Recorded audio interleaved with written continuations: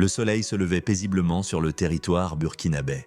L'air était frais, les oiseaux gazouillaient doucement dans les arbres et tout semblait calme. Sur une route goudronnée bien entretenue, un cortège de véhicules noirs roulait à vive allure. En son centre se trouvait la voiture présidentielle, solide, étincelante et étroitement surveillée. À l'intérieur, Ibrahim Traoré, vêtu élégamment de son habit traditionnel, feuilletait des documents importants. Il leva les yeux et s'adressa à son assistant. « Nous devons atteindre la capitale dans 2 heures. Cette réunion est capitale pour l'avenir de notre nation. Il est hors de question que je sois en retard. »« Oui, Excellence, » répondit l'assistant. Le conducteur augmenta sa vitesse. Tout semblait aller pour le mieux, la circulation était fluide et les gardes, attentifs, scrutaient la route avec vigilance. Mais soudain, une petite silhouette jaillit des broussailles et se plaça avec audace au milieu de la chaussée. « Qu'est-ce que c'est que ça ?» lança un garde.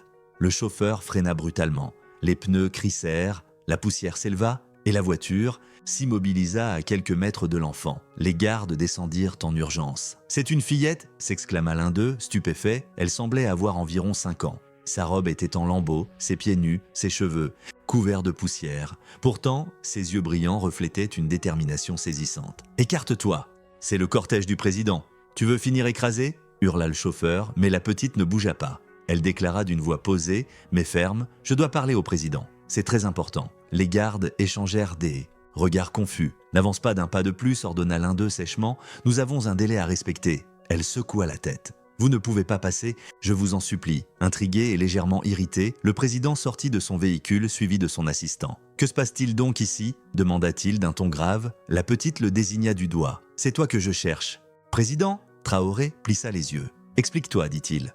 Vous ne devez pas continuer ce trajet. Attendez ici 2 heures. » Un silence s'installa.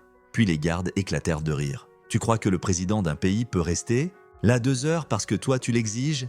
ironisa l'un d'eux, mais la petite resta de marbre. « Je vous en prie, attendez 2 heures. Si vous partez maintenant, vous n'arriverez jamais à destination. » Le président fronça les sourcils. « J'ai du respect pour les enfants, mais tu vas trop loin. J'ai attendu cette réunion pendant des années. C'est une opportunité cruciale pour notre pays. Je ne peux pas m'interrompre. » La fillette le fixa et dit lentement. « Une chèvre ne court pas sans raison en plein jour. Je ne plaisante pas. Je ne suis pas folle. Il y a un danger sur cette route. » Le président détourna les yeux visiblement agacés. « C'est absurde. » Mais alors qu'il retournait vers sa voiture, la petite cria à nouveau « Je l'ai vu dans un rêve. » De grandes voitures de secours, des flammes, des cris.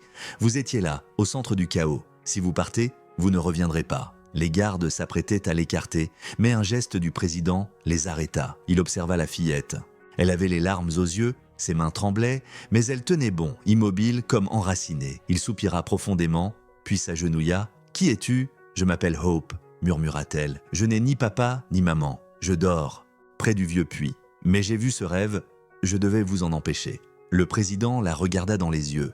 Elle était effrayée mais sincère. Il se releva et ordonna à ses gardes « Annulez tout, nous resterons ici 2 heures. »« Monsieur ?» interrogea un garde déconcerté. « J'ai dit, on attend » s'écria-t-il. Le cortège se figea, stationné là, sur cette route isolée, pour une enfant de 5 ans. Le président resta dans sa voiture, il ne lisait plus.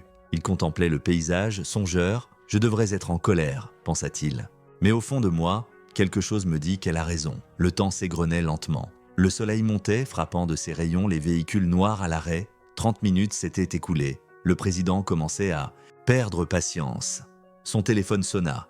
L'assistant répondit « Monsieur le Président, c'est l'équipe des relations internationales. » Il tendit l'appareil. « Allô ?» fit Traoré. « Votre Excellence, allez-vous enfin arriver ? Ce délai devient inacceptable. Si nous ne vous voyons pas dans les 90 prochaines minutes, le contrat ira à un autre pays. » Le président serra la mâchoire. « Je suis en chemin. Juste un léger contretemps. Il vous reste 1 heure, pas plus. » L'appel se coupa. Les gardes se rassemblèrent, préoccupés. « Excellence, et si c'était un piège ?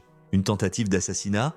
Peut-être que cet enfant a été envoyé pour vous retarder ? Partons » insista un autre. « Vous êtes le chef de l'État, pas un pantin manipulé par une gamine des rues. » Le président sortit, furieux. Il marcha d'un pas déterminé vers la fillette, toujours assise sur une pierre, les yeux levés vers le ciel. « Toi » cria-t-il. « Je suis fatigué d'attendre. » Elle se leva doucement, toujours calme. « S'il vous plaît, attendez encore un peu. »« Non » hurla-t-il. « Tu n'as aucun droit de m'arrêter. Tu es insignifiante.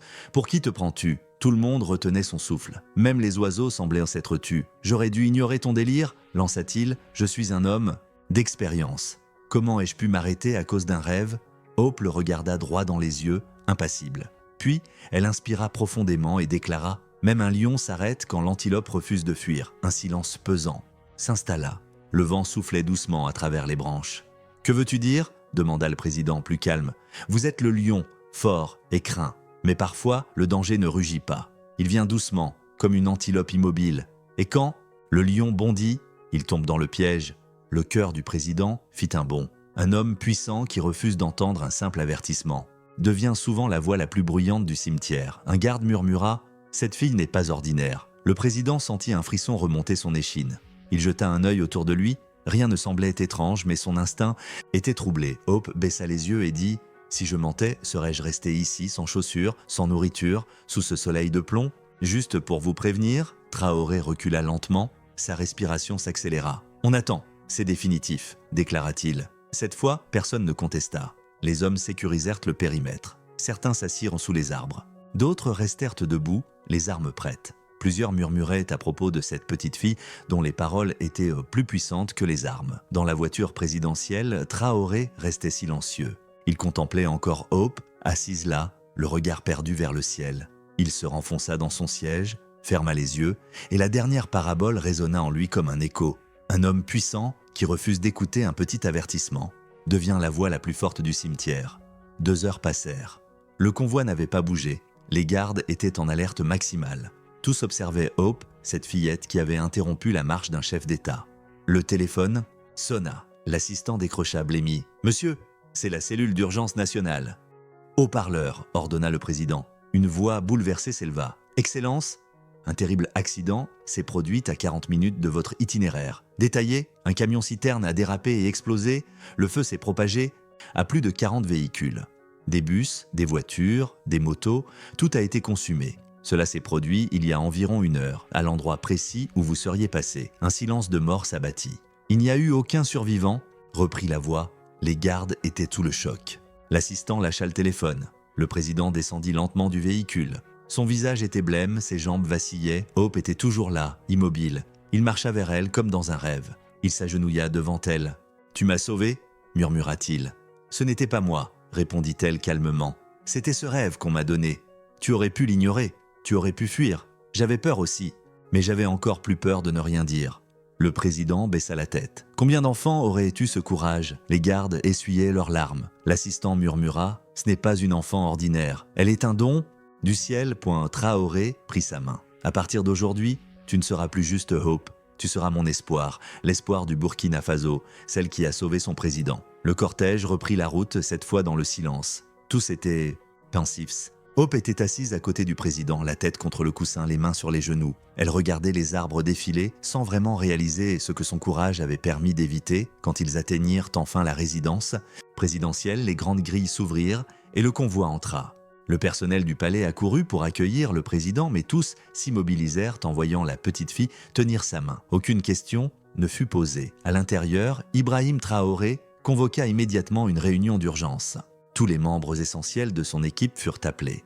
Les responsables, les conseillers, les gardes, les chargés des médias. Ils se réunirent dans le grand hall, en silence. Hope se tenait à ses côtés, dans la même robe déchirée, le visage marqué par la fatigue, les pieds encore couverts de poussière.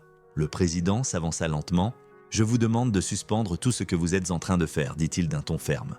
Ce que j'ai à dire n'est pas un discours officiel, ce n'est pas de la politique. Il ne s'agit pas d'un événement pour les caméras. Il s'agit de vie ou de mort. » Son regard balaya la pièce. « Ce matin, je me rendais à une réunion stratégique, une rencontre qui aurait pu injecter des milliards dans notre économie. Je préparais cela depuis des mois.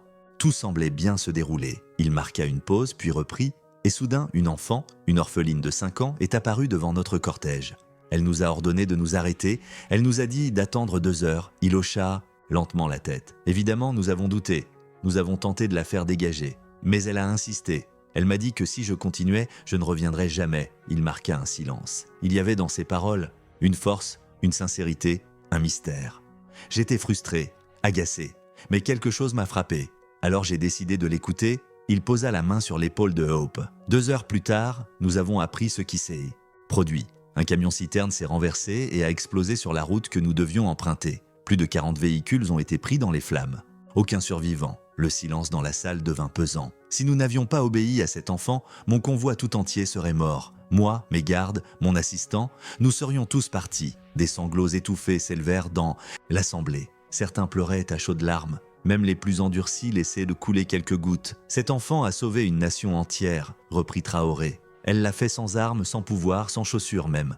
Mais sa voix a dépassé toutes les alarmes de notre cortège. » Il se tourna vers l'auditoire. « À partir de ce jour, elle n'est plus seule. Elle était ma fille. Elle s'appelle Hope. Je l'éduquerai ici, dans ce palais. Elle recevra l'amour, la sécurité et l'avenir qu'elle mérite. » Un tonnerre d'applaudissements s'éleva. Hope se tenait là, immobile, les yeux pleins de larmes. Jamais elle n'avait été tenue dans des bras avec autant de chaleur. Jamais on ne l'avait appelée fille. Jamais elle n'avait vu autant de visages lui sourire. Le président la souleva doucement et déclara « Ce n'est pas simplement une enfant. C'est notre trésor. Elle est l'espoir dont le Burkina Faso avait besoin. » Le lendemain, une allocution nationale fut diffusée. Toutes les chaînes de télévision interrompirent leur programme. Dans les maisons, les écoles, les marchés, on écoutait. Le président Ibrahim Traoré s'adressa à tout le pays tenant Hope dans ses bras. Il raconta l'histoire du rêve, de l'interruption du convoi, de l'explosion évitée et de son engagement envers cette petite fille. Le peuple fut profondément ému, les anciens pleuraient en silence. Les femmes serraient leurs enfants avec plus de tendresse. Les jeunes partageaient l'histoire sur les réseaux et à la radio. Le nom de Hope résonna dans tout le pays comme un chant de gratitude. Depuis ce jour, chaque citoyen, qu'il soit jeune ou âgé, se souvint des paroles de cet enfant. Même un lion s'arrête lorsque l'antilope refuse de fuir, et un homme qui néglige un petit avertissement peut devenir le cri le plus bruyant du cimetière. Hope débuta une nouvelle vie au palais. Elle alla à l'école, reçut de nouveaux vêtements, mangea à sa faim, se fit des amis, et chaque fois qu'on lui demandait « Comment es-tu devenue la fille du président ?», elle répondait simplement avec un sourire discret « J'ai juste raconté ce que j'ai vu dans mon rêve. »